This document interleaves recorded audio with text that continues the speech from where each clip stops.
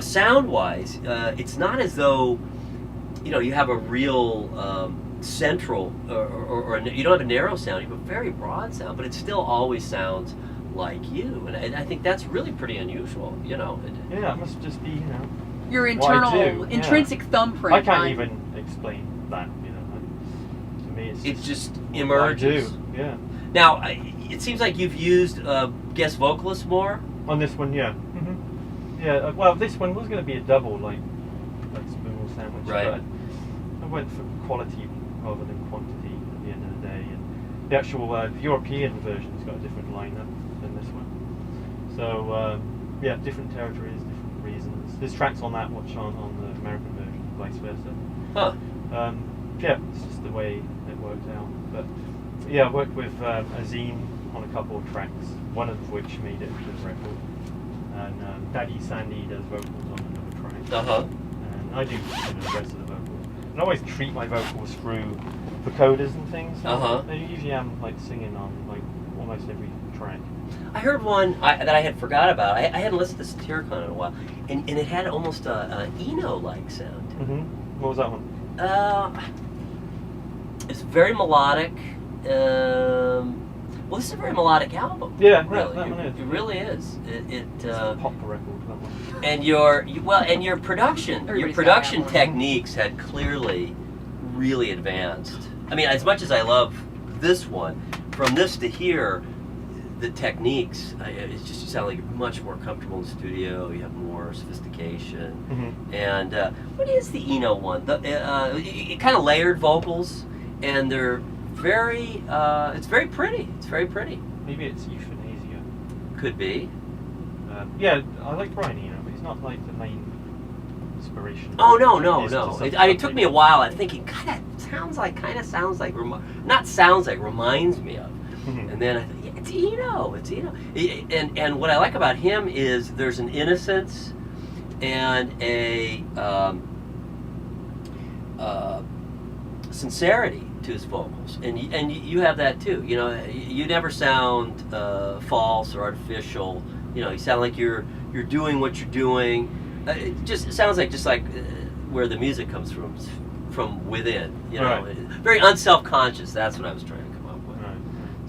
So it's super. I don't know. I think is the door opening here? Have we? That may have just happened. We're at 25 minutes and it's 8:30. I just want to check and make sure. Yeah, we don't want to. Good, Jack's checking in. Yay! Because we were up the side of his head the whole time.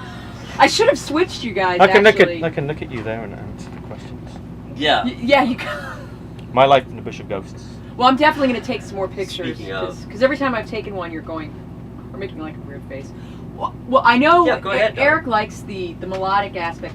I really like the energy. You have a lot of, like you said earlier, a hip hop sort of. Yeah. And the kind of, I like the fat beats, and I like the way that you almost don't even sound like not to be stereotypical, an English artist. I mean, you really do sound kind of like Di Warsaw, that sort of funky but yet very electronic sort of sound. And it's just interesting to me that you come from this sort of country place in the UK, but yet you have a very hip-hop sensibility to your music, which, yes. I happen to like. Yeah, from the country, and I more or less moved into the country because we don't live in San Francisco. We live in Mill Valley. Well, sure, you're in San Francisco, but I mean, you're growing up. It always fascinates me how people who live in an entirely different sort of surrounding find their musical niche, which often has nothing to do with their upbringing. And for you, XTC is not Eric B or anything like that. So it's definitely a different sort of influence that you gravitated towards, and I like that part of it. He likes the melodic. I like the. Oh no, I like it all. Well, you do. I mean, yeah, it's good. I love the most extreme, the industrial side. Mm-hmm. Yes. Which was kind of originally how I knew you, and I thought of you as industrial for a long time. After you weren't really industrial, you know what I mean? It was kind of a heritage kind of thing. Yeah, it's definitely had elements of it. I grew up listening to bands like Test Department and Sure. Those guys. Button. Yes. And those German guys with the long name. It means buildings Test falling Department. down. Test Department as well. So distorting your vocals, that's going to put you into the industrial bracket. and let alone being on wax tracks. But I don't think we Sure. sounded like the rest of what everybody was doing. Didn't really sound anything like what we were doing. It's very four to the floor. Right. I've always been into beats, chopping Right. them up and putting Sure. snares in weird places. More of a breakbeat. Asymmetrical. Yeah.